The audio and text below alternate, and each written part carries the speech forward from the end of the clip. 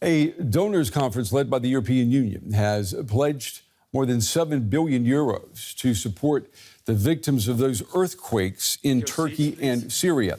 1 billion is expected to come from the European Commission, helping to fund efforts in quake-struck regions of Turkey.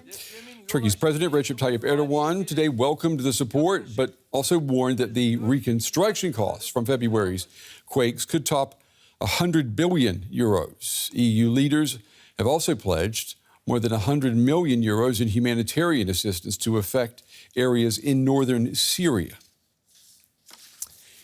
For more now, I want to welcome Louisa Vinton from the United Nations Development Program in Turkey. She joins me tonight from Brussels. It's good to have you on the program. I just want to talk about the numbers first. The UN's emergency appeal for 1 billion euros of aid for Turkey. Today we got promises of 7 billion. Would you consider that to be a success today? I think really it's a good beginning. You know, it's in normal conditions, 7 billion euros is a lot of money, and it's a time where donor countries are very well strapped. They have been contributing to recovery and humanitarian needs in Ukraine and to other climate-driven disasters around the world. But UNDP was part of an assessment supporting the government and working together with the World Bank and the European Union to assess the financial impact of the earthquakes in Turkey.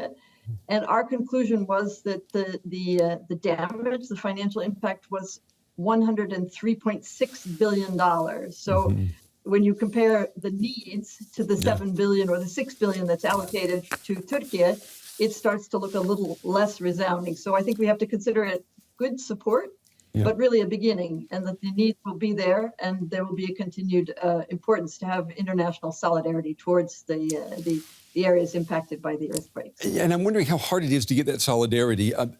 We've heard since these earthquakes took place that this disaster, this humanitarian disaster, should not have happened in Turkey. After quakes in 1999, there was an earthquake tax that was started in Turkey. It was supposed to fund retrofitting buildings, making sure new buildings would be able to withstand earthquakes, and that apparently did not happen. And that has been a major part of reporting this story. Has it made your job of convincing international donors to give money, has it made your job harder?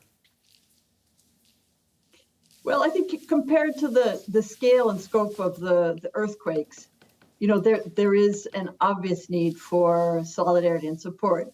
But yes, there is also, I think, a concern on the part of the international community to see that the principles that we articulate also from the side of the UN and UNDP, this idea of build back better and disaster risk reduction, that we need to do all we can to prevent catastrophes like the dramatic, these were really unprecedentedly strong earthquakes that happened in quick succession along different fault lines. So it was a natural event of dramatic proportions. But obviously, you know, the experts then say it's not earthquakes that kill people, it's buildings that kill people. And it's clear from the arrests that have taken place in Turkey after earthquakes and the investigations into some of the spectacular collapses that there is a need to improve the zoning rules, the enforcement of building codes, improving the extent to which engineers, but also those who regulate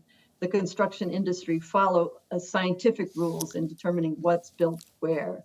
So definitely, I think donors need to see that kind of commitment to a build back better approach, and to ensure that any new construction is earthquake resistant, but also to then look into all the other areas in Turkey that are near fault lines. And obviously, there is a huge concern now about Istanbul. Istanbul has a population of well over 15 million people. It has experienced earthquakes in its history, and now both the members of the public, but also regulators and local officials are very concerned to go back and look again at structures that may have been approved for construction or have been given a green light for people to live in, that they may not be as sick as people might hope.